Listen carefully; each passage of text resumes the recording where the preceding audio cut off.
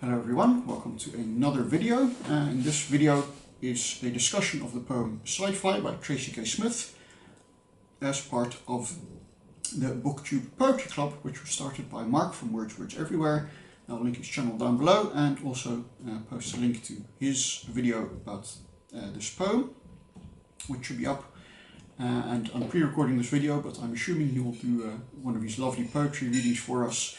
So definitely go check out the video for a reading of the poem. In this video I'll just stick to discussion.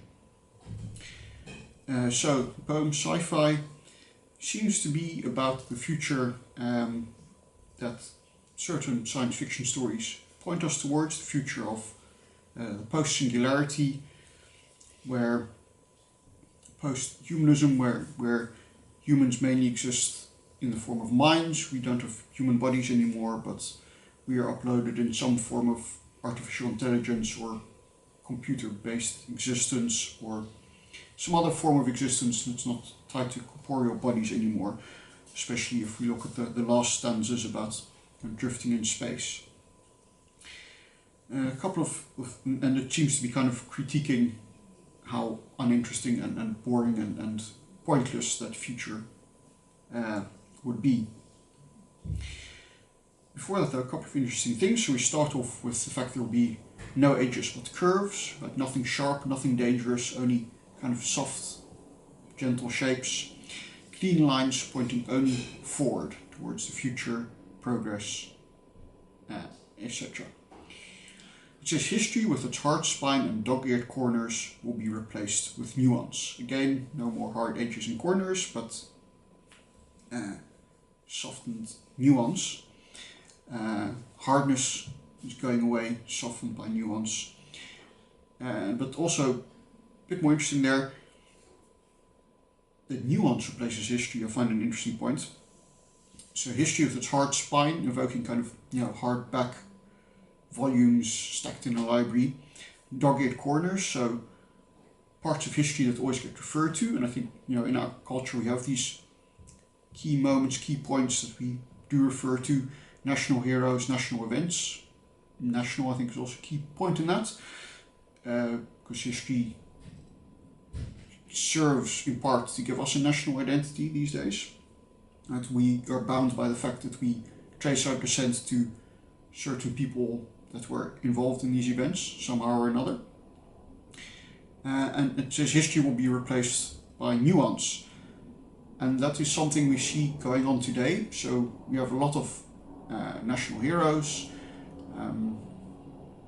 in various countries. You have the founding fathers in the US, you have Churchill, for example, in the UK, in the Netherlands these days to a slightly lesser extent you have the famous admirals like Michiel de Ruiter, and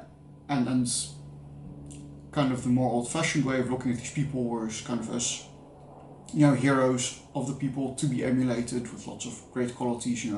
George Washington and his honesty, and the founding fathers with their foresight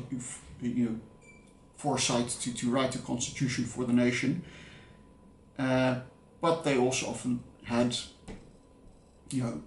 less salubrious sides. The founding fathers, quite a few of them kept slaves, despite being in favor of equality for everyone. Churchill said some quite horrible things and had some horrible views as to how colonial subjects should be treated, especially if they were potentially rebellious. And there's kind of a re-evaluation going on. There's nuance is being brought in, where people are saying, well, we shouldn't just remember the good side of these people. And I don't think we've really figured out how to deal with that. Kind of the because there's been so much veneration, there's now kind of a backlash where it's a big focus on all the negatives, and we might want to see if we can find some way of remembering the negatives but also drawing inspiration from the positives. But Smith here seems to be suggesting that bringing in this nuance would replace history completely, whereas I think it would just give you a more fuller understanding of history.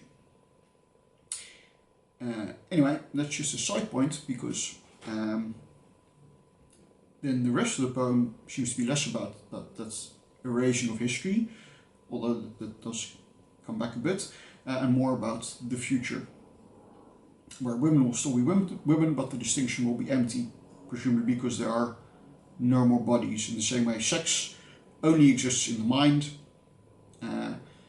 presumably again because there's this non-corporeal existence. It says only the oldest will recognize the glow of the golden bulbs or the mirror as sunlight or reminiscent of sunlight. But sun is being reassigned to the standard uranium neutralizing device. Right? There's no more poetry allowed, no more beauty.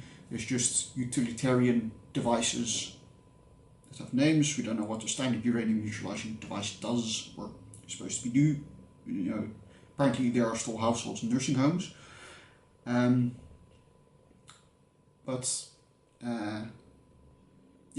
reminded there's a scene in Terry Pratchett's Hogfather